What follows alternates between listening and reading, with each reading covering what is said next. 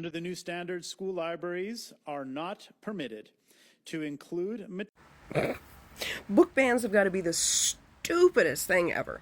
Stupidest thing. Like, honestly, if you support book bans in the year 2025, like, I don't know what to tell you. You must be so fucking backwater, hillbilly. Because it's books. Books contain knowledge. Alright? And if you don't want your kid reading something, that's fine. You can dictate what they're allowed to check out of the library and what they're not allowed to. When I was a little kid, I found these books. They were children's books, and they talked about vampires. And I brought one home, and my mother was not happy with me. She made me return the book. She made me, she did not want me reading it. That's called parenting. She didn't want me reading that book. She sent it home. No big deal. No big deal. She was a mother. She parent. So why are you guys incapable of parenting? Why do you suddenly need the entire, school board to remove all these books because you don't want your kid reading them, when other people's parents might be perfectly fine with their kids reading it? You don't get to parent other people's kids. What is so hard for you to understand? And what I find incredibly hypocritical is that the book bans are 100% targeting LGBTQ stories, because apparently, the alt-right Christian nationalists there think that if a kid reads in a book that why Timmy has two moms, suddenly Timmy's gonna turn gay.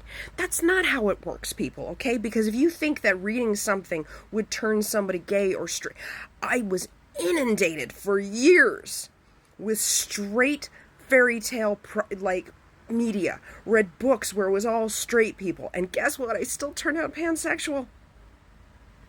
Yeah, when I was watching all of those stories, looking at Disney, I was looking at the Disney princesses as well as the Disney princes. All right. Did not keep me from turning pansexual. It did not. Okay? So you're not keeping your kid. All you are doing is trying to put them in a little bubble and not understand that members of the LGBTQ exist. All right? That there are other ways of loving somebody.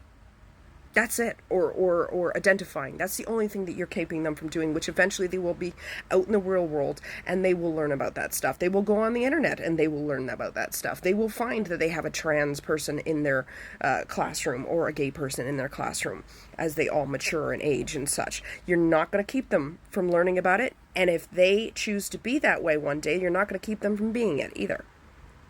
Because that's not how it works. All right, all of the bans over the years, all of the ways that people were deeming it a mental illness if you were trans or gay did not stop people from being that way. All the rules, all the bubbles that you create will never stop people from being who they are.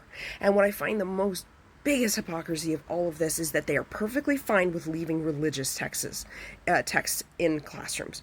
In libraries. Perfectly fine to groom your kid into believing in a God that they don't even freaking understand. You got 5-year-olds going to church and they don't even understand what a sin is. They don't understand about going to hell, but you love to certainly use it to control them, don't you?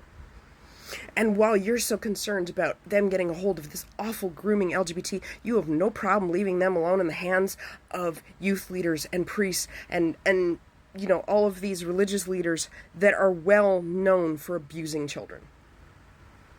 So don't tell me that it's about protecting kids when you're not removing religion from their lives and you are still putting them in harm's way by trusting religious leaders that are getting caught more often, way more often than anybody in the LGBTQ community.